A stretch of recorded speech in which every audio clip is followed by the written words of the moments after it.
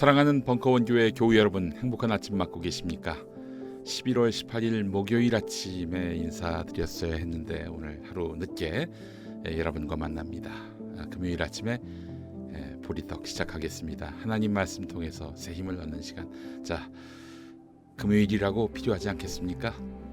오늘은 사무엘 2장 1절에서 10절까지 말씀을 본문으로 자기 운명을 개척한 한나, 이 제목으로 은혜 나누고자 합니다. 제가 사무엘상 2장 1절에서 10절까지를 봉독하겠습니다. 한나가 기도로 아뢰었다. 주님께서 나의 마음에 기쁨을 가득 채워주셨습니다. 이제 나는 주님 앞에서 얼굴을 들 수 있습니다. 원수들 앞에서도 자랑스럽습니다. 주님께서 나를 구하셨으므로 내 기쁨이 큽니다. 주님과 같으신 분은 없습니다. 주님처럼 거룩하신 분은 없습니다. 우리 하나님 같은 반석은 없습니다. 너희는 교만한 말을 늘어놓지 말아라. 오만한 말을 입 밖에 내지 말아라. 참으로 주님은 모든 것을 아시는 하나님이시며 사람이 하는 일을 저울에 달아보시는 분이시다. 용사들의 활은 꺾이나 약한 사람들은 강해진다. 한때 넉넉하게 살던 자들은 먹고 살려고 품을 팔지만 굶주리던 자들은 다시 굶주리지 않는다.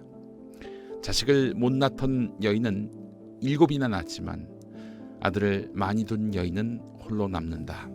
주님은 사람을 죽이기도 하시고 살리기도 하시며 스올로 내려가기도 하시고 거기에서 다시 돌아오기도 하신다.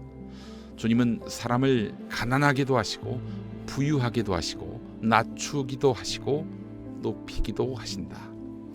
가난한 사람을 티끌에서 일으키시며 궁핍한 사람을 거름더미에서 들어 올리셔서 귀한 이들과 한 자리에 앉게 하시며 영광스러운 자리를 차지하게 하신다. 이 세상을 떠받치고 있는 기초는 모두 주님의 것이다. 그분이 땅덩어리를 기초 위에 올려놓으셨다. 주님께서는 성도들의 발걸음을 지켜주시며 악인들을 어둠 속에서 멸망시키신다. 사람이 힘으로 이길 수가 없다. 주님께 맞서는 자들은 산산이 깨어질 것이다. 하늘에서 벼락으로 그들을 치실 것이다. 주님께서 땅끝까지 심판하시고 세우신 왕에게 힘을 주시며 기름 부어 세우신 왕에게 승리를 안겨주실 것이다. 네, 오늘 주인공 한나는 불임 여성의 상징입니다. 불임 치료 전문 병원 중에는 한나 여성아이 병원이 있더군요. 네, 한나 말고도 성경에는 불임 여성들이 많이 소개됐습니다. 100살이나 돼야 이삭을 낳은 사라가 그렇지요. 또 리브가가 있었고 이삭과 야곱의 어머니 리브가, 그 리브가입니다. 그리고 야곱의 아내 라헬이 그렇습니다. 한나는 아름다운 여성이었고 엘가나라고 하는 제사장에게 시집갔습니다. 굉장히 인격적인 인물로 소개되는 엘가나 아니겠습니까? 행복의 길이 열리는 줄 알았는데 근데 한나는 10년이 되도록 아기를 갖지 못했어요. 온갖 방법을 취해봤지만 임신이 안 된 겁니다. 유대인의 풍습을 보게 되면 아기를 낳지 못하는 아내는 후처라도 둬서 가문의 대를 이어가도록 했습니다. 사실 고대 이스라엘에서 불임은 매우 심각한 문제였습니다. 그 개인의 어떤 그 건강 보건의 문제가 아니라 일종의 어떤 그 저주나 재앙의 결과로 여겨졌던 것이죠. 그러니까 불임 상태인 본인 또는 본인의 조상에게 뭔가 잘못이 있는 것 아닌가 하는 의심을 받았던 것이죠. 그래요. 아니 애를 못 가지는 일인데 어째서 조상 탓까지 하게 됐는지, 하여간 불임은 큰 죄였습니다. 이 그래서 한나의 고통은 아기 못 갖는 아쉬움 정도가 아니었어요. 저주의 혈통을 이어받은 게 아닌가 하는 그런 사회의 부정적인 시선을 한 몸에 안을 수밖에 없었던 것이죠. 불임만이 아니었습니다. 장애가 있어도 그랬어요. 정말 잔인했던 시대 아니었습니까? 남편 엘가나는 당연히 있어야 할 자식이 없어서 하는 수 없이 한나의 동의를 얻어서 두 번째 부인을 맞습니다. 그 이름이 분인나였지요. 일부 다처제였네. 여러분, 한 남자에게 여러 부인이 있는 것, 이 일부 다처제가 성경에서 동의가 된 것일까요? 하나님의 뜻도 괜찮다 이거일까요? 따지고 보니까 아브라함, 야곱, 기드온, 다윗, 솔로몬 등이 모두 중혼을 했습니다. 모세의 율법을 다룬 신명기 21장 15절을 보면은 어떤 사람에게 두 아내가 있는데 이렇게 시작합니다. 하나님도 일부 다처제를 인정하시는 것인가 싶지만 실상은 그렇지 않습니다. 이 본문에서도 나오듯 자식 낳는 것이 매우 중요한 풍토 속에서 부인이 애를 못 낳는다? 그렇다면 다른 여성을 취해서 애를 낳게 하는 것이 용인이 됐던 것입니다. 그 시대 얘기입니다. 오늘날에는 전혀 적용될 수가 없는 그런 관습인 거지요. 분인나, 근데 1년 만에 순풍애를 낳았습니다.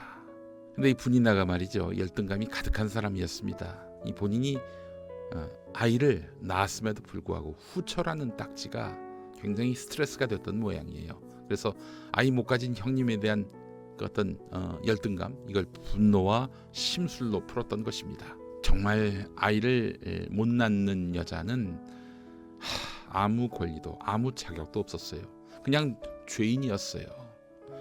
그래서 하나님이 성경에서 이렇게 애를 낳지 못하는 여인들을 많이 등장시키는 이유가, 저는 그들에 대한 처연한 마음, 또한 그들이 갖고 있는 아픔에 대한 공감대, 그리고 위로, 그게 개입된 게 아닐까 싶어요. 그래요. 늘 약자와 또 마음 가난한 자 편에 서시는 우리 하나님의 마음을 읽을 수가 있는 것이죠. 자, 이런 상황에서 남편인 엘가나는 한나를 향해서 여보, 왜 울기만 하오? 왜 먹지 않으려 하오?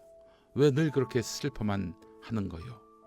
이렇게 말하면서 위로했습니다. 당신이 10 아들을 낳았든지 낳지 않았든지 나는 당신을 사랑하오. 이런 취지의 말도 했었고요. 이 말이 위로가 됐을까요? 위로가 안 되죠. 아이를 낳은 분인나는 계속해서 한나를 몰아내려고 애를 쓰고 있는 상황입니다. 성품이 온유했던 여인 한나. 하지만 한나는 절망하지 않았습니다.